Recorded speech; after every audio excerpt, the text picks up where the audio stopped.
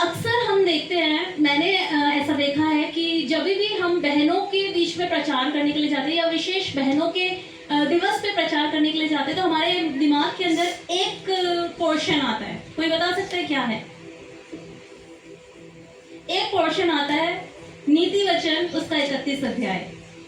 क्योंकि लेखक ने बड़ी ही खूबसूरती के साथ महिलाओं को उसके अंदर प्रस्तुत किया है। बहुत ही खूबसूरती से हमें बताया गया है कि एक महिला क्या है, क्या कर सकती है, प्रभु की दृष्टि में वो कैसी होनी चाहिए।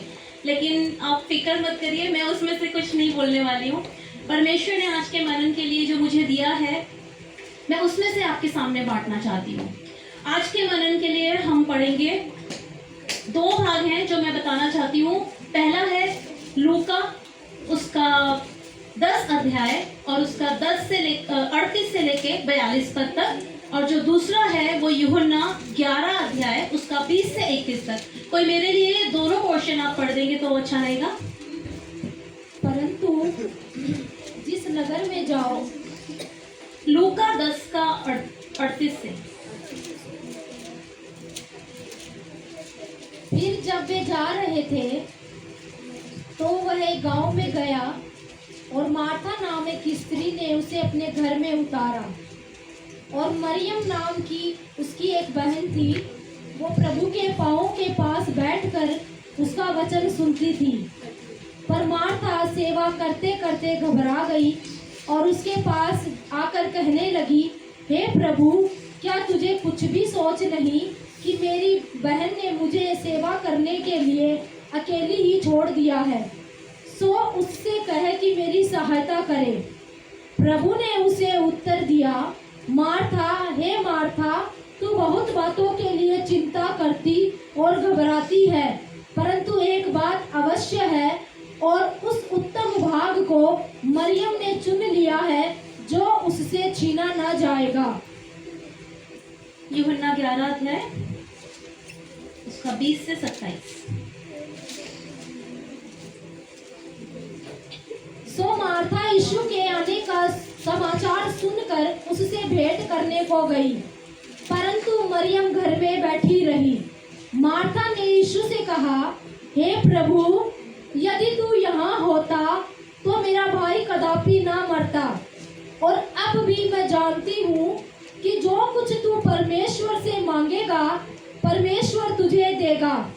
यीशु ने उससे कहा, तेरा भाई जी उठेगा।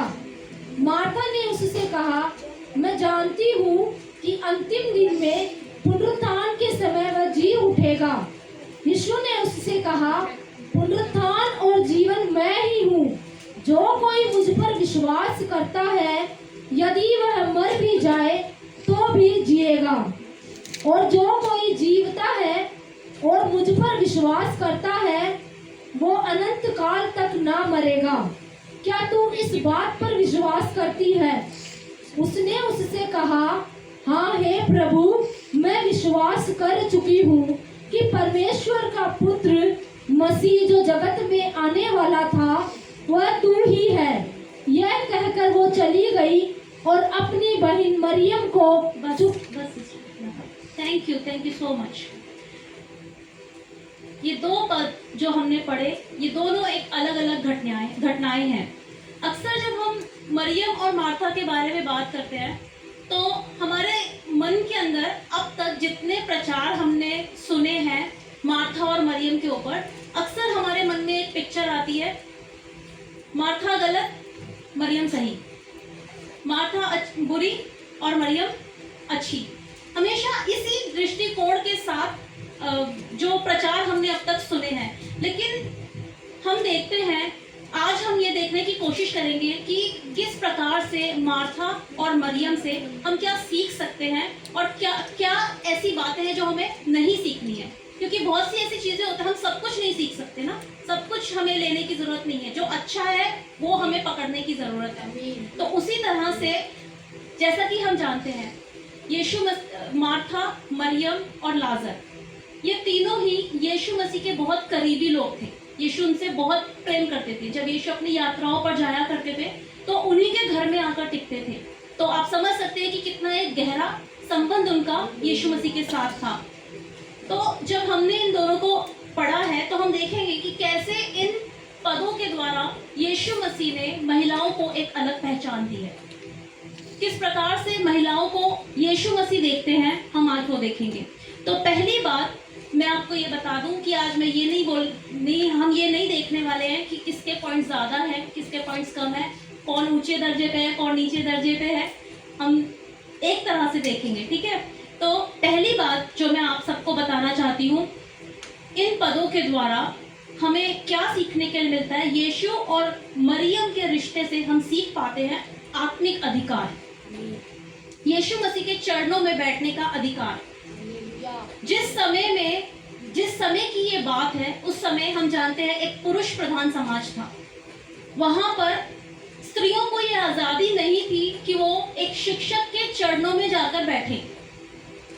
उनका काम क्या समझा जाता था? केवल रसोई तक, केवल घर संभालने तक। मतलब उनको ये आजादी नहीं थी कि वो आए और एक शिक्षक के पास बैठे और उससे सुने। लेकिन यहाँ पर हम देखते हैं 39वें पद में, वर्स 39 में, कि मरियम नामक उसकी एक बहन थी और वो प्रभु के चरणों में उसका बैठकर उसका वचन सुन रही थी। तो मरियम ने यहाँ पर क्या किया? मरियम ने यहाँ पर किया कि वो आई और उसने जो समाज के उस टाइम में जो एक बंधन थे, जो सामाजिक सीमाएं थी, उनको तोड़ दिया। पौलुस था जिसने गमलीएल के चरणों में बैठकर शिक्षा प्राप्त करी थी। मतलब कि पुरुष था जो शिक्षक के पैरों में बैठ करके उससे उस ज्ञान को प्राप्त कर सकता था। महिलाओं को यह अधिकार नहीं था, लेकिन मरियम ने आकर के उस सीमा को तोड़ दिया। उसने ये दिखाया कि केवल पुरुष ही नहीं, लेकिन स्त्रियां भी यीशु के पास जाकर उनके वचन को सुन सकती हैं। और यहाँ पे ये क्या दिखाता है? यहाँ पर देखने की बात ये है कि मरियम का यीशु के चरणों में बैठना क्या दिखाता है? केवल आराम करना नहीं। ये नहीं कि वो काम से बचना चाहती थी, इसलिए मार्था को छोड़ दिया काम करने के लिए और आकर बैठ गई है यीशु के चरणों में। चलो अब तो मार्था सब काम कर लेगी और मैं बैठ के वचन को सुनती हूँ। नहीं, यहाँ पर वो आराम करना नहीं चाहती थी। यहाँ पर उसका ये करना दिखाता है कि वो एक शिष्य बनना चाहती थी। वो एक शिष्य बन गई यहाँ पर बैठकर। उसने ये दिखा दिया कि वो एक प्रभु के पास जाकर सुन सकती है, सीख सकती है। और यीशु ने क्या किया? यीशु ने उसे मना नहीं किया, यीशु ने उसे आने दिया, यीशु ने उसको बैठने दिया, यीशु ने उसको प्रोत्साहित किया। जब वो आकर बैठी तो वो कह सकते थे, जा तू भी यहाँ पर क्यों आई, अपनी बहन के साथ जाकर काम कर। लेकिन प्रभु ने ऐसा नहीं कहा। प्रभु ने उसको प्रोत्साहित किया, प्रभु उससे बातें करने लगा। और फिर एक कल्पना कीजिए कि एक सभा चल रही है और जहाँ पर एक सभा में पुरुष लोग बैठे हैं आगे और एक स्त्री आ जाती है भागकर और वो आगे बैठ जाती है। सबकी नजर में आ गई, लेकिन क्या होता है? उसने वो साहस दिखाया। मरियम से हम उस साहस को सीख सकते हैं। उसने वो साहस दिखाया कि मैं सुनूंगी, मैं आगे आके एक कदम को बढ़ाऊंगी। और जब हम एक कदम परमेश्वर की ओर बढ़ाते हैं, प्रभु की ओर बढ़ाते हैं, प्रभु हमें अपने पास से निकालता नहीं है, प्रभु हमें धिक्कारता नहीं है। तो आज मैं आपसे क्या कहना चाहती हूँ कि बहनों, ना केवल बहनों, भाइयों, अपनी बुलाहट को पहचानिए। क्या आपकी बुलाहट है? हम सभी की ऊपर एक विशेष बुलाहट है। एक जो सबसे महत्वपूर्ण चीज है वो क्या है? हमारा प्रभु यीशु मसीह के साथ संबंध को बनाना। वो केवल स्त्रियों के लिए नहीं है, केवल पुरुषों के लिए नहीं है, केवल बच्चों के लिए नहीं है। वो हम सब के ऊपर एक बुलाहट है। प्रभु हम सब के जीवन से ये चाहता है कि हम बढ़ें, हम अपनी बुलाहट को पहचानें, हम उस संबंध में आगे बढ़ें। बाइबल पढ़ना, वचन को समझना, आराधना, स्तुति करना, ये सब हमारे भी अधिकार है। लेकिन अफसोस की बात यह है कि उस समय में और आज भी कई जगहों पर महिलाओं को ये आज़ादी नहीं है। लेकिन मैं सच में तहे दिल से परमेश्वर का धन्यवाद देती हूँ हमारी इस कलीसिया का, जिन्होंने ये इनिशिएटिव लिया है। और आज मुझे बहुत अच्छा लग रहा था जब यहाँ पे बहनें खड़े होकर आराधना कर रही थी, और आज सभी कुछ बहनें करने वाली हैं। मेरी दिल से प्रार्थना है कि परमेश्वर इस कलीसिया को इसी रीति से हर एक क्षेत्र में बढ़ाता चला जाए, और परमेश्वर आने वाले दिनों में जरूर विशेष रूप से ऐसा करने जा रहा है। हालेलुया। तो हमने सीखा कि परमेश्वर, मरियम के द्वारा हमें एक आत्मिक अधिकार मिला है। दूसरी बात जो मैं आपको बताना चाहती हूँ, व्यस्तता का बोझ और यीशु का निमंत्रण। The burden of being busy and the invitation of Jesus, हमारी बिजी लाइफ में यीशु हमें निमंत्रित कर रहा है, हमें एक इन्विटेशन दे रहा है। इन्विटेशन क्या है? अपने पास आने का, हमें अपने पास बुलाने का। जब वो इस 10 अध्याय की 38वीं आयत में हम देख रहे हैं, जब वो वहां से जा रहा था, गांव में उतरा, तो मार्था नामक एक स्त्री उसे अपने घर में ले गई, अपने घर में उसने उसको उतारा। हमने यहाँ से 40 से 41 में हम देखते हैं व्यस्तता का बोझ और यीशु का निमंत्रण। जब हम इसको 40 से लेकर 41 अध्याय वचन तक, पद तक हम पढ़ते हैं, तो हम उसमें ये देख रहे हैं कि मार्था सेवा करते करते घबरा गई। मार्था क्या कर रही थी? सेवा कर रही थी। मार्था सेवा करते करते घबरा गई, चिंतित हो गई। किस लिए चिंतित हो गई? क्योंकि वो रसोई में अकेली रह गई, सारा काम उसके ऊपर हो गया। तो वो यहाँ पर क्या बोल रही है? परंतु मार्था सेवा करते करते घबरा गई और उसके पास आकर कहने लगी, हे प्रभु, क्या तुझे कुछ भी चिंता नहीं कि मेरी बहन ने मुझे सेवा करने के लिए अकेली ही छोड़ दिया है? अब जब मैं इसे पढ़ रही थी तो मेरे को मार्था के बारे में थोड़ा सा मैंने ऐसे सोचा कि मार्था थक गई, मार्था घबरा गई, और उसके बाद वो जाके यीशु मसीह से बोल रही है। क्या बोल रही है? क्या तुझे कुछ भी चिंता नहीं? चाहिए था, होना क्या चाहिए था? बहन उसकी है मरियम, उससे उसका संबंध है। होना चाहिए था कि वो मरियम से जाके बोले कि मरियम, क्या तुझे कोई चिंता नहीं है कि मैं अकेले काम कर रही हूँ? क्या मरियम नहीं सुनती? मरियम सुनती, क्योंकि वो उसकी बहन है। लेकिन आप देखिए उसकी अप्रोच क्या है। वो मरियम के पास नहीं जा रही है, वो यीशु के पास जा रही है। अक्सर हम भी क्या करते हैं, जब हमारे मन में किसी के लिए कुछ ऐसे बातें होती है तो हम दूसरे तरफ से बात करते हैं, सीधा सीधा बात नहीं करते। ये बहनों में थोड़ी आदत होती है कि नहीं? जब हमारे पतियों से कोई बात हो जाती है तो हम बच्चों को मीडिएटर बना देते हैं। जाओ पापा से ये कह के आओ, जाओ पापा से वो बोल कर आओ। लेकिन तो यहाँ पे मार्था भी यही काम कर रही है। I mean, उसको कहना था, मरियम क्या हो गया, तू क्यों नहीं आ रही है? मैं तो आई हूँ, अब हम क्या करें? आना उसको भी यीशु के पास ही है, अपना काम खत्म करके आना उसको भी यीशु के चरणों में है। लेकिन वो घबरा गई, उसको चिंता हो गई और वो यीशु से जाके बोल रही है। क्यों बोल रही है? मैं प्रभु से कहने लगी, प्रभु मार्था को क्या हो गया? मरियम से बोलने की जगह आपसे क्यों बोल रही है? और चाहते तो यीशु भी बोल सकते थे, मेरे से क्यों बोल रही है? अपनी बहन से बात कर डायरेक्ट। लेकिन परमेश्वर हमें ये बात ये दिखाती है कि प्रभु सचमुच में हृदयों को जानने वाले परमेश्वर है। जो चीज मरियम नहीं देख पाई, जो उसकी एंजाइटी को मरियम नहीं देख पाई, वो यीशु ने देख लिया। और इसीलिए बहुत ही जेंटल वे में यीशु क्या बोल रहे हैं? मार्था, हे मार्था, तो बहुत बातों की चिंता करती है। कई बार हमें ऐसे पिक्चर आती है कि यीशु ने मार्था को डांट दिया, मार्था तो बहुत बातों की चिंता करती है। आप समझते हैं कि यीशु ऐसे बोला होगा? किसी ने किसी को मतलब ऐसे झिड़क के उसने बोला होगा? नहीं, उसने बहुत ही जेंटल वे में उसको करेक्ट किया, उसको सही किया कि मार्था तू बहुत बातों की चिंता करती है और घबराती है। क्या हो गया? ये हमें दिखाता है, पहली बात, मार्था एक बुरी स्त्री नहीं थी। कई बार हम सोचते हैं मार्था शायद सेवा करने के लिए चली गई, मरियम ने तो उत्तम भाग को चुन लिया और वो तो अपनी ड्यूटी में लग गई, तो उसने अच्छा वाला पार्ट खो दिया है। वो नहीं चाहती थी अच्छा पार्ट लेना, ऐसा नहीं है, वो भी चाहती थी, पर उसका स्वभाव था कि वो सेवा करने वाली एक स्त्री थी। उसका स्वभाव था कि वो सेवा करना चाहती थी। जब हमारे भी घर में कोई आता है तो हमारी फर्स्ट ड्यूटी क्या होती है? हम किचन में जाते हैं, हम उनके लिए भोजन को प्रिपेयर करते हैं, हम उनके लिए वो सब करना चाहते हैं जो हमसे हो सके, हम अच्छे से अच्छा करना चाहते हैं। तो मार्था भी वो ही चाहती थी। वो कोई बुरी महिला नहीं थी, वो उस घर की मालकिन थी। उसका स्वभाव था कि वो काम करना चाहती है, वो सेवा करना चाहती है। पर यहाँ समझने की बात यह है कि वो काम से नहीं घबराई थी। वो काम करते करते जो उसके मन के अंदर चिंताएं आने लग गई ना कि मरियम को क्या मिल रहा है, मरियम क्या प्राप्त कर लेगी मेरे बिना। कई बार होता है ना, हम सोचते हैं कि हमें ना मिले चलेगा पर दूसरे को भी मिलना नहीं चाहिए। यही रहता है ना, मतलब कई लोग हैं जो मतलब ना दूसरों की आशीष से आशीषित मतलब खुश नहीं होते, उनको बड़ी तकलीफ होने लग जाती है कि अच्छा हमें तो नहीं मिला, उसको कैसे मिल गया, वो कैसे इस्तेमाल हो गई, उसको क्यों प्रभु ने ये मौका दे दिया, मुझे क्यों दिया, मैं तो इसमें बेटर हूँ। तो उसको ये हो गया कि मुझसे क्यों बातें नहीं हो पा रही है, पता नहीं पर प्रभु यीशु उससे क्या बातें कर लेगा, क्या उसको मिल जाएगा, वो मुझसे मेरे से शायद छूट जाए। तो वो बातों के कारण उसके मन के अंदर वो चिंता आ गई और यीशु ने यही उसको बोला कि तू बहुत बात की चिंता कर। यीशु ने ये नहीं कहा कि खाना बनाना गलत है, सेवा करना गलत है, गलत नहीं है, बहुत अच्छी बात है। जो कोई भी आपके घर में आए उसका आदर सत्कार करना बहुत अच्छी बात है। लेकिन जो काम हम कर रहे हैं वो काम करते करते हमारे मन के अंदर किसी के प्रति कड़वाहट नहीं आनी चाहिए।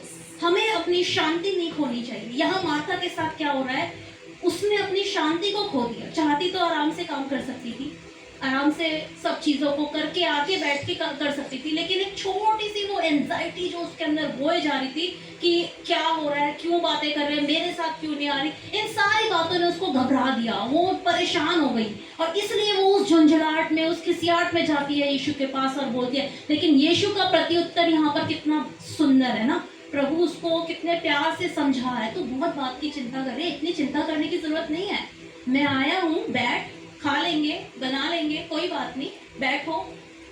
और कोई जरूरत नहीं है अपनी बहन के प्रति अपने मन के अंदर कोई भी कड़वाहट को लाने की। तो हम कुछ भी काम करें, स्त्रियां होने के नाते हमारे ऊपर बहुत सारी जिम्मेदारियां होती हैं, लेकिन अक्सर उन कामों के चलते, उस बिजीनेस के चलते हम अपनी उस पीस को खो देते हैं, हम अपनी उस शांति को खो देते हैं।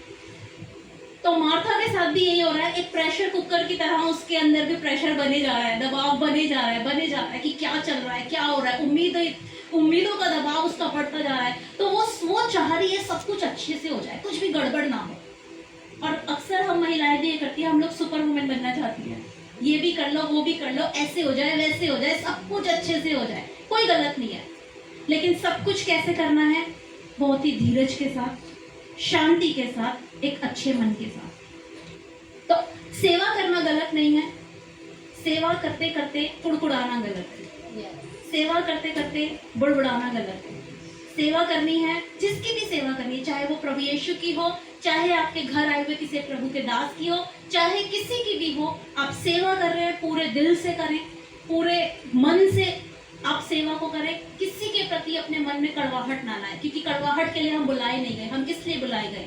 हम प्रेम करने के लिए बुलाए गए, क्योंकि प्रभु ने हमसे पहले प्रेम किया और उसने हमें आज्ञा भी यही दी है कि हम भी दूसरों से प्रेम करें। और यीशु ने हमें सिद्ध होने के लिए भी नहीं बुलाया, कोई सिद्ध नहीं है सिवाय यीशु के। प्रभु ने हमें उपस्थित रहने के लिए बुलाया। प्रभु चाहते हैं जब वो हमें बुलाए हम कहें, हाँ प्रभु बोल, तेरा दास तेरी दासी हाजिर है, हम सुनने के लिए तैयार हैं, आज तू हमसे क्या बोलना चाहता है। तो ध्यान रखें, आज के समय में भी जब हम, विशेष बहनों से बात कर रही हूँ, कि जब हम सेवकाई में आते हैं बहुत सारा प्रेशर हमारे ऊपर होता है। कई बार घर में गेस्ट होंगे, कई बार हमारे अन्य काम होंगे, बहुत सारी चीजें होंगी, चिंताएं हमें दबा देंगी, सब कुछ हमें दबाएगा। लेकिन हमें क्या बात याद रखनी है कि यीशु ने हमें बुलाया है, ये हमारी बुलाहट है, ये हमारी सेवकाई है, और उसमें हमें बने रहना है। और कैसे बने रहना है? दृढ़ता के साथ, धीरज के साथ, नम्रता के साथ। तीसरी बात जो मैं आपको बताना चाहती हूँ, विपरीत परिस्थिति में साहस और अंगीकार। Courage and confession of Martha in a difficult situation. एक कठिन परिस्थिति में, एक विपरीत परिस्थिति में उसका साहस और अंगीकार, जो कि हम यूहन्ना उसका 11 अध्याय और उसकी 20 से 27 आयत में देखते हैं। जो हमने देखा, ये उस वाली घटना से जो अभी मैंने पहले बताई उससे बिल्कुल अलग है। ये वो घटना नहीं है। यहाँ पर क्या हो रहा है, जब लाजर बीमार हो गया है तब यीशु मसीह के पास संदेशा पहुंचा, लेकिन यीशु मसीह नहीं आए। अब 4 दिन बीत गए। 4 दिन बीतने के बाद जबकि लाजर मर गया है, तब यीशु मसीह वहां पर आ रहे हैं। 4 दिन के मरने के बाद यीशु मसीह वहां पर आ रहे हैं। और तब मार्था ने यीशु से क्या कहा, जब इसके अंदर लिखा है, जब मार्था ने यीशु के आने का समाचार सुना तो उससे भेंट करने को गई, परंतु मरियम घर में बैठी रही। ये हमें क्या दिखाता है?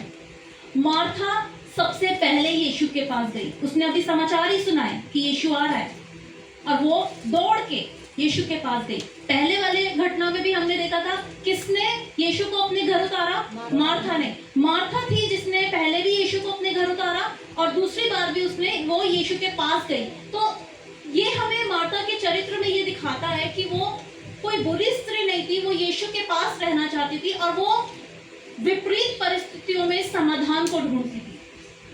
यहाँ पे उसका भाई मर गया है और वो क्या ढूंढ रही है, क्या देख रही है? वो एक दिलासा चाहती है, वो एक शांति को चाहती है कि कोई आके उससे कहे कि सब ठीक है, चिंता की बात नहीं है। और यहाँ उसका दिलासा कौन बन गया? यीशु मसीह। यहाँ पर उसका दिलासा बन गया यीशु मसीह। तो जब संकट आया वो सबसे पहले मिलने के लिए दौड़ी। और यहाँ पे देखिए लिखा है कि मरियम अपने घर में ही बैठी है। अभी जिस पहले भाग में हमने देखा उसने उत्तम भाग चुन लिया करके, लेकिन यहाँ पर अभी वो अपने घर में और मार्था आगे की ओर जा रही है और क्या बातें कर रही है। यहाँ पर वो बोल रही है, जब वो गई तो उसने यीशु से क्या कहा? हे प्रभु, यदि तू यहाँ होता तो मेरा भाई कदापि ना मरता।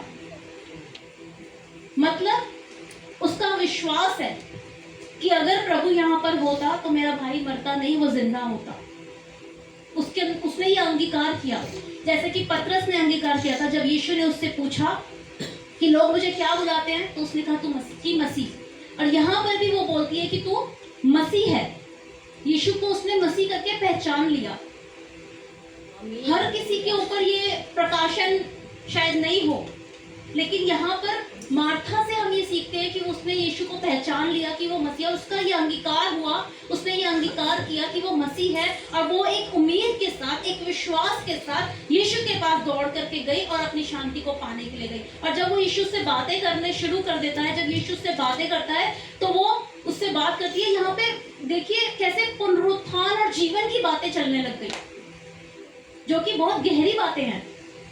तो हमें यहाँ पे क्या दिखाता है कि एक महिला की बुद्धि और गहरे विश्वास को ये दर्शाता है कि कितनी समझदार वो है, कितनी बुद्धि उसके अंदर है, कितना विश्वास उसके अंदर है कि यीशु मसीह कुछ भी कर सकता है। आज कई चीज़ों में जब हम उलझ जाते हैं, हमारी परिस्थितियां जब हमें थोड़ी सी विपरीत दिखाई देने लग जाती है, तो हमारा विश्वास है जो सबसे पहले डगमगाने लग जाता है। सबसे पहले हम उसमें लड़खड़ाना शुरू कर देते हैं। याद रखने योग्य बात यह है कि प्रभु तब भी प्रभु था, प्रभु आज भी प्रभु है और वो आगे भी हमारा परमेश्वर रहेगा। तो मार्था ने हर एक बातों में एक समाधान को ढूंढा, एक विश्वास का नेतृत्व किया। तो हम यहाँ से क्या सीख सकते हैं कि जो महिलाएं हैं वो केवल मददगार नहीं है, वो केवल एक सहायक के रूप में नहीं है, खाली वो एक हेल्पर की तरह काम नहीं कर रही है, लेकिन वो अपने परिवार के लिए एक आशा का स्रोत बन सकती है। वो अपने परिवार के लिए एक विश्वास का दृढ़ स्तंभ बन सकती है। वो अपने परिवार की लीडर बन सकती है। हालांकि पुरुष हमारे सर के रूप में ठहराए गए हैं, हमें उनकी अधीनता में रहना है, लेकिन फिर भी आप देखिए एक स्त्री है जो अपने परिवार को संभालती है, अपने बच्चों को संभालती है, उन्हें अच्छी परवरिश देती है, अच्छी बातें सिखाती है। पिता लोग भी ये करते हैं, लेकिन देखा जाए तो बच्चे ज्यादा समय जो है अपनी माओं के साथ बिताते हैं। तो उनके लिए एक आशा हम बन सकते हैं। हमारा चरित्र, हमारा जीना, हमारा चाल चलन, हम एक आदर्श के रूप में अपने परिवार को प्रभु में, उसके वचनों में आगे लेकर जा सकते हैं। और उसी तरह से हमें बनना है। हमें एक आशा का स्रोत बनना है, ना कि निराशा का। कोई हमें देखे तो वो निराश नहीं होना चाहिए। कोई हमें देखे तो उसको दिखना चाहिए कि ये कितने आशावादी लोग हैं, किस पर विश्वास करते हैं। कई बार आपने सुना होगा, कई लोगों को देख करके लोग दूर से बोलते हैं, हमें आपको तो देख के ही पता चलता है कि आप किसके फॉलोअर्स हैं, आप किसको फॉलो करते हैं, है ना। तो हमें उसी तरह से बनना है। लोग हमें देखें और हमें देख करके पहचाने कि हम यीशु मसीह के चेले हैं, हम यीशु मसीह की जीवित पत्रियां बनने के लिए बुलाए गए हैं। तो महिलाएं, कोई भी अगर यहाँ है और अपने बारे में छोटा सोचता है या अपने बारे में ऐसा सोचता है कि मैं नहीं कर सकती या मैं नहीं कर पाऊंगी या ये ऐसी परिस्थिति है या वैसी परिस्थिति है, मैंने ये नहीं किया, मैंने वो नहीं किया, तो मैं आपसे निवेदन करना चाहूंगी कि इस प्रकार की सोच को छोड़ दें। क्योंकि आप अपने आप को प्रभु की नजरों से देखें कि प्रभु आपको कैसे देखता है, और प्रभु की नजर में आप साहसी हैं, आमीन आप प्यार करने योग्य हैं, आमीन हालेलुया आप लीडर बनने योग्य हैं। चौथी बात जो मैं आपको बताना चाहती हूँ वो है संतुलन। एक ही बात अवश्य है, balance. One thing is needed. यीशु ने बोला एक ही बात अवश्य है, और वो क्या है? प्रभु के चरणों में बने रहना, आमीन प्रभु के चरणों में बैठे रहना। 42वें पद में, लूका 10 के 42वें पद में लिखा है, परंतु एक बात आवश्यक है और उस उत्तम भाग को मरियम ने चुन लिया है जो उससे छीना ना जाएगा। आमीन यीशु मसीह मार्था और मरियम दोनों से प्रेम करते हैं। ऐसा नहीं है कि मरियम ने उत्तम भाग चुन लिया तो यीशु का प्रेम उसके लिए ज्यादा बढ़ गया, ऐसा नहीं है। प्रभु पार्शियलिटी नहीं करता, प्रभु सबसे समान प्रेम करता है। तो उसी प्रकार से क्या हुआ, यहाँ पर यीशु ने कहा कि मरियम ने उत्तम भाग चुन लिया है, लेकिन यीशु ने ये नहीं कहा कि मार्था ने गलत चुन लिया या मार्था गलत हो गई। उसने मार्था की सेवकाई को नकारा नहीं।